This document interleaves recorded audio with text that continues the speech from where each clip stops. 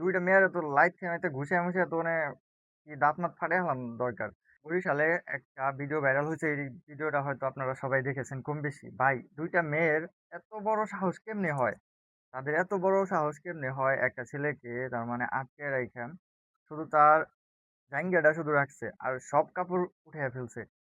এমনভাবে মারতেছে, হাতের মধ্যে মারতেছে, হাত এমনি করতেছে। আর আমি বুঝতেছি না ওই ছেলেটাও কেমন বোকা।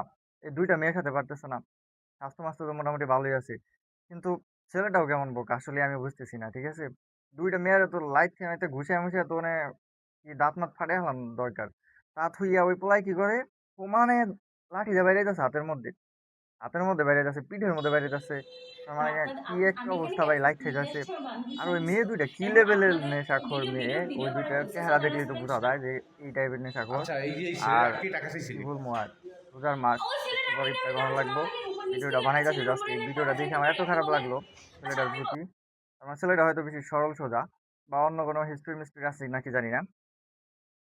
কিন্তু আমার এই বিষয়টা দেখে আসলেই খুব বেশি খারাপ লাগছে।